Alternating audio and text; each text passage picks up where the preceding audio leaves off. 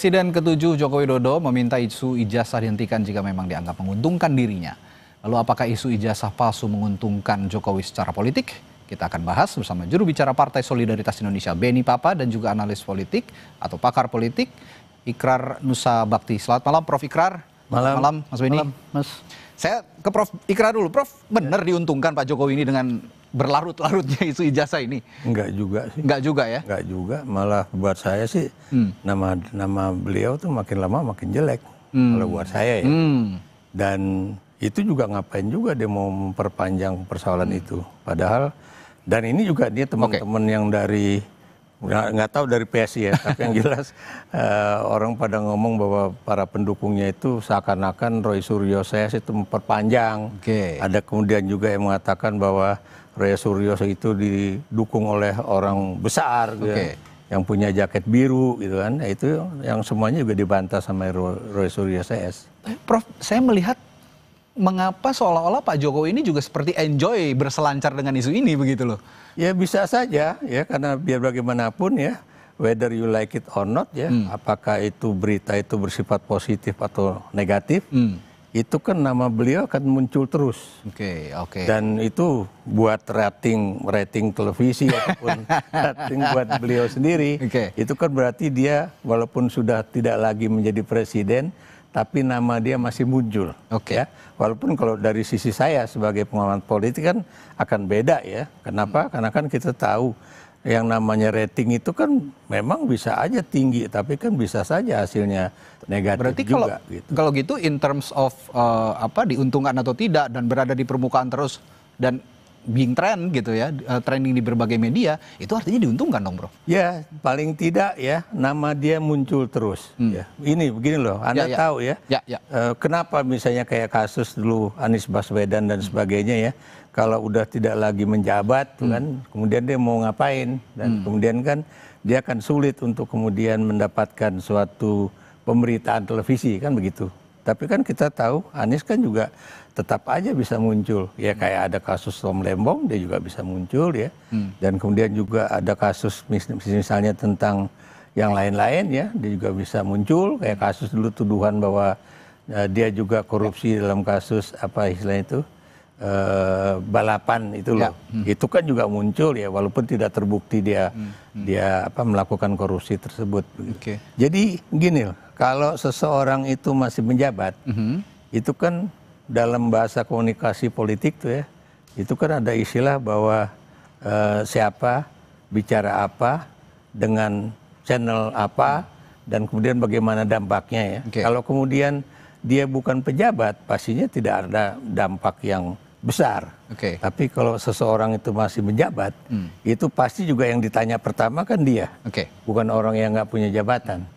Dan kemudian apa namanya itu channel baik itu televisi kayak sekarang ya, Anda kan Kompas itu kan termasuk mainstream television ya, itu muncul di media sosial juga pasti muncul, di media-media lain juga muncul gitu. Kalau gitu Bung Beni, kalau kata Prof. Ikrar nggak juga tuh, nggak nguntungin juga gitu, malah tambah jelek justru kalau memang ini dibiarkan berlarut-larut. PSI nggak memagari itu supaya nggak berlarut-larut. Iya, pertama tentu kan Pak Jokowi ini kan menghargai proses hukum yang ada. Jadi kemudian ya Pak Jokowi juga melaporkan karena merasa tentu kan Pak Jokowi merasa dirugikan sehingga melaporkan itu di pihak kepolisian. Satu. Yang kedua memang kalau secara survei ya, kemarin itu kebetulan survei LSI Denijena kan keluar kemarin, itu memang 74,6% masyarakat itu tidak percaya kasus ijazah palsu Pak Jokowi. Jadi memang survei itu ya, dengan survei LSI Denijena itu sehingga kemudian kita juga menyimpulkan bahwa memang kasus ini hanya hanya untuk kepentingan segelintir orang, bukan untuk kepentingan masyarakat Indonesia. Memang dari potret survei itu kita bisa melihat bahwa masyarakat Indonesia mayoritas melihat bahwa kasus ini tidak berhubungan dengan kepentingan masyarakat, tidak berhubungan dengan kepentingan rakyat di bawah, sehingga itulah yang kemudian mungkin juga menjadi salah satu alasan kenapa kalau kita bisa membahasakan bahwa ya segelintir orang ini tidak berhasil untuk mempengaruhi persepsi publik. Ya, kalau kami melihatnya begitu, sehingga ya tentu dari partai PSI tentu kan kita melihat bahwa kasus ini kan bukan untuk kepentingan rakyat banyak, bukan untuk kepentingan masyarakat. Sejognyanya ya kita sama-sama punya kesadaran bersama bahwa ya kalau bisa kasus ini cepat diselesai gitu.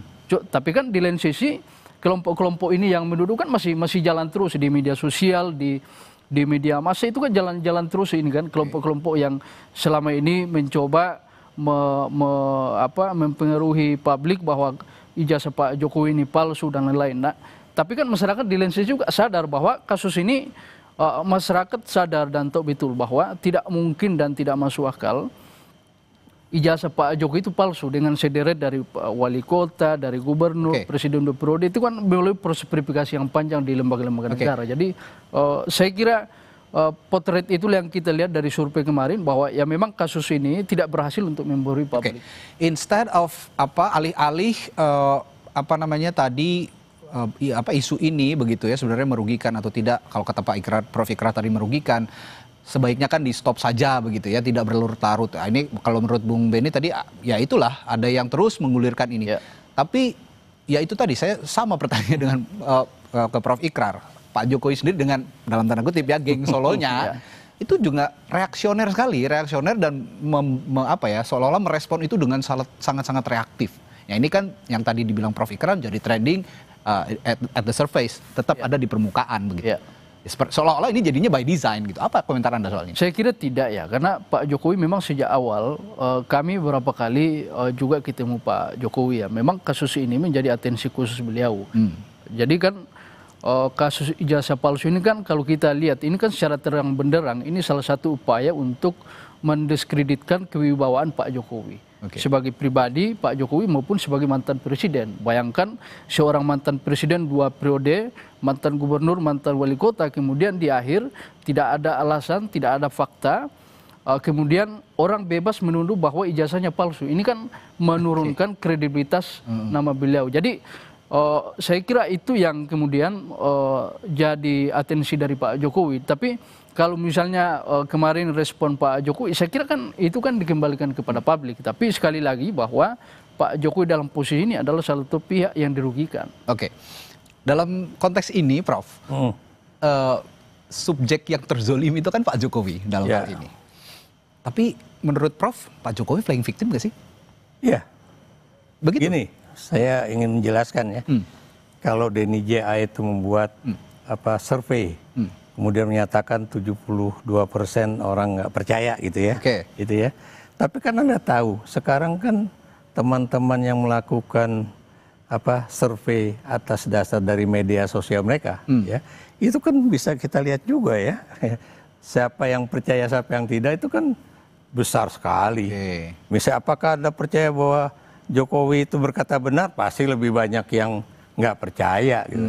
Atau kemudian kalau kita lihat dari hasil surveinya siapa namanya ini teman saya dari Indikator Politik Indonesia ya, Burhanuddin Muhtadi. Burhanuddin kan juga mengatakan Prof Burhan, terjadi suatu penurunan yang signifikan dari kasus ijazah palsu Jokowi ini ya. Memang tidak sedikit, memang nggak terlalu drastis ya, tapi kalau buat dari pendekatan survei itu sangat signifikan. Itu satu ya. Kedua ya, kalau tadi Anda katakan ya bahwa kemudian itu tadi saya bilang Roy Suryo CS atau kemudian ada orang besar ya dengan jaket biru mendanai dan sebagainya ya. Pertanyaan saya, siapa yang kemudian menerus-teruskan kasus ijazah palsu? Buat saya Pak Jokowi sendiri. Itu maksudnya. Saya beri contoh ya. Kalau beliau tidak melaporkan kasus ini ke Polda Metro Jaya, tidak akan ada kasus ini berlarut-larut. Itu satu.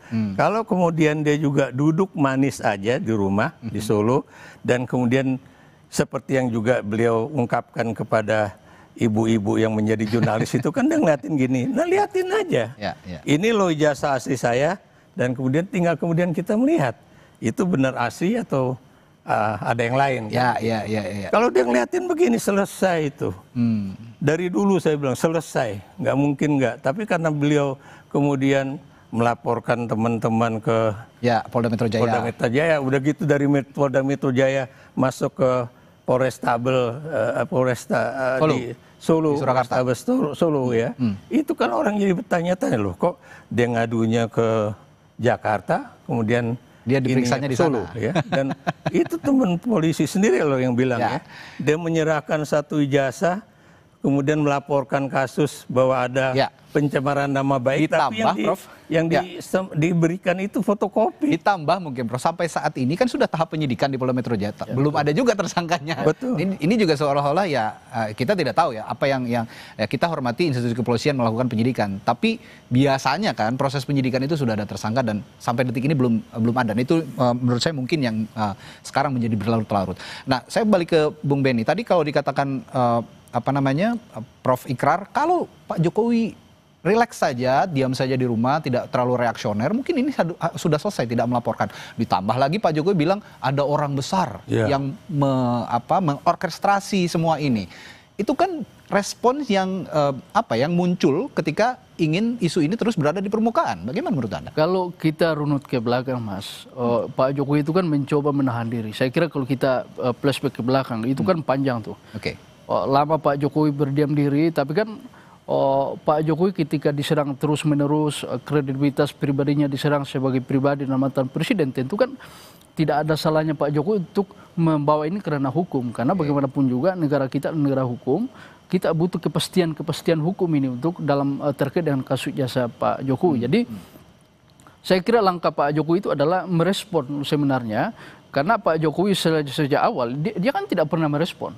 Di akhir-akhir baru dia merespon dengan melaporkan ke Polda Metro Jaya. Dan saya kira itu adalah pilihan tepat yang dilakukan oleh Pak Jokowi, karena bagaimanapun juga Pak Jokowi kan tidak serta-merta menjawab, memperlihatkan ijazah, dan itu kan kalau Prof Ikrar tadi menyampaikan itu menyelesaikan persoalan, saya kira justru itu tidak akan menyelesaikan persoalan, Prof, karena kita tahulah teman-teman ini ya yang kemudian mempersoalkan ijazah Pak Jokowi, itu kan memang targetnya bukan soal itu, Mas. Ketika Pak Jokowi memperlihatkan ijazahnya, itu kan tidak ada jaminan bahwa kasus ini mereka akan selesai untuk mempertanyakan ijazah Pak Jokowi. Dan sikap Pak Jokowi, langkah Pak Jokowi membawa ke ranah hukum sebenarnya ini untuk memagari sebenarnya, supaya ada norma-norma hukum, ada jalur-jalur hukum yang dilewati supaya kasus ini bisa terarah. Baik, gitu. Bung Benny, saya sepakat bahwa dibawa ke ranah hukum, diproses saja secara hukum gitu ya. Tapi menurut saya publik bereaksi dan menganggap Pak Jokowi ini memanjangkan isu ini ketika ada pernyataan beliau muncul soal orang besar di balik ini semua. Nah itu yang harus sebenarnya dijawab. Mengapa harus ada statement itu begitu? Saya kira ini kan berarti masuknya ke ranah politik jadinya. Betul. Tapi memang sejak awal ini kan politik, Mas. Kalau kita lihat ini kawan-kawan yang melaporkan Pak Jokowi, ini kan kita bisa lihat track record-nya juga. Teman-teman yang memang selama ini berbeda pandangan politik dengan Pak Jokowi, memang tidak, mereka yang selama pemerintahan Pak Jokowi tidak pernah di barisan yang sama, yang selalu menempatkan diri sebagai oposisi dari pemerintahan Pak Jokowi, itu kan juga tidak bisa dinafikan dan itu fakta. Yang kedua, ya ini adalah bagian dari respon Pak Jokowi terkait itu. Jadi saya pikir jangan juga kita kemudian menyalahkan Pak Jokowi gara-gara melaporkan ini. Karena memang ini sejak awal adalah satu desain politik. Ya bahwa kemudian Pak Jokowi menyampaikan di belakang ini ada orang lain, ada satu orang besar. Ya Pak Jokowi sebagai seorang politisi ulung ini, Mas. Salah seorang politisi ulung yang dalam kompetisinya belum pernah kalah, mantan presiden. Tentu kan Pak Jokowi punya informasi-informasi yang kredibel. Tapi kan Pak Jokowi tidak menuduh. Baik, ya kan? Bung Benny, baik, berhenti di situ. Saya tertarik politisi ulung ini, Prof. Kalau begitu, apakah ulungnya Pak Jokowi ini, dengan isu ijazah ini yang berlarut-larut, juga menandakan bahwa Pak Jokowi ini kan sudah tidak menjabat. Lalu sepertinya publik juga mempersepsikan sudah mulai menjauh dengan kekuasaan begitu ya, dengan presiden saat ini. Nah, dengan ulungnya Pak Jokowi, apakah itu justru yang dimainkan untuk keuntungan beliau? Itu yang tadi saya bilang, Pak Jokowi itu memang pinter, ya, bukan orang bodoh, pinter ya, termasuk juga bagaimana dia membuat suatu pernyataan ya, saya beri contoh. Meng-create isu ya. Create isu lah, kayak dulu tentang mobil SMK. Ini contoh aja ya. Kemudian juga kalau dia mau masuk Jakarta, dia bilang, wah ini kalau saya jadi gubernur nanti pokoknya banjir Jakarta beres. Gitu. Begitu jadi gubernur, kayaknya nggak selesai, kayaknya saya mesti jadi presiden. Begitu jadi presiden, coba banjir Jakarta selesai nggak? Nggak, ini contoh aja ya. Dan kemudian ya, Anda tahu ya, persoalan ijazah palsu itu, ya, itu bukan tadinya kaitannya tidak dengan persoalan ijazah UGM loh. SMA, ya. Yang menulis siapa? Bambang Trimulyono, yang sekarang masih ditahan itu. Ya. Dia menulis tentang apa? Jokowi undercover.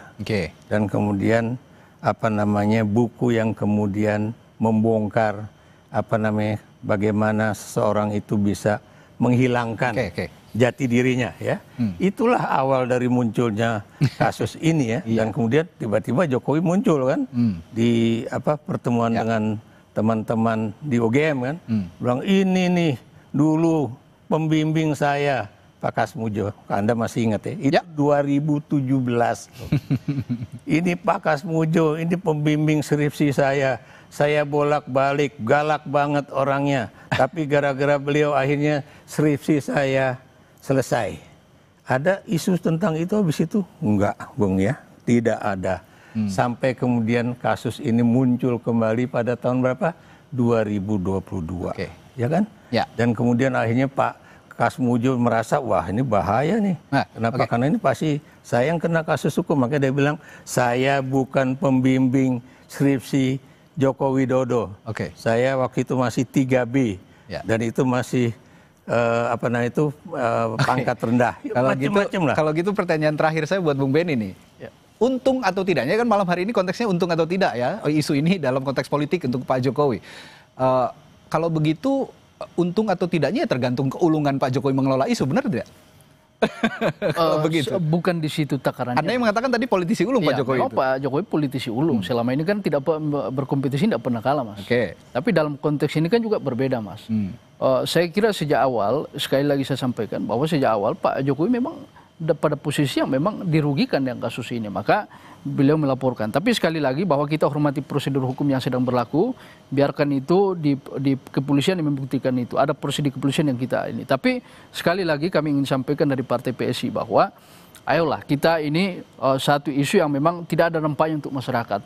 Beberapa survei dari indikator dari dari LSI Denijaya itu kan membuktikan bahwa masyarakat itu tidak percaya dengan kasus ini. Artinya kalau masyarakat tidak percaya, ya sebaiknya kasus ini tidak perlu diperbesar lagi, karena ya segelintir orang ini sudah berapa bulan mempengaruhi persepsi publik, masyarakat juga tetap tidak percaya karena masyarakat itu melihat bahwa Pak Jokowi ini pertama, Pak Jokowi melihat bahwa dari selama berkompetisi, verifikasi jasa ada. Yang kedua, yang paling penting adalah masyarakat itu, di pikiran masyarakat itu melihat bahwa Pak Jokowi ini punya track record kepemimpinan yang betul-betul masyarakat rasakan. Jadi kalau ada persoalan ijazah, masyarakat tidak melihat itu sebagai satu persoalan yang harus dilihat sebagai konsen masyarakat, karena masyarakat sudah tidak percaya dengan isu-isu yang dibangun oleh segelintir orang itu, karena orang juga masyarakat sudah tahu latar belakang kelompok ini. Kita juga sudah tahu, Mas, masyarakat sudah tahu. Ya, kedepannya sih kita semua berharap, publik tentu juga berharap isu ini juga tidak berlarut-larut, karena masih banyak permasalahan bangsa yang harus kita urusi begitu. Jadi tidak berkutat di masalah ijazah Pak Jokowi saja. Tapi ya itu tadi, untuk untuk tidak memperpanjang, perlu juga kejujuran dari masing-masing pihak, termasuk juga Pak Jokowi. Apa salahnya memang kalau memang ada tuntutan ijazah ini ditampilkan, ya silahkan gitu ya. Baik, terima kasih Prof. Ikrar sudah datang ke studio Kompas TV dan juga Bung Benny. Sampai ketemu lagi, selamat malam, sampai jumpa Pak.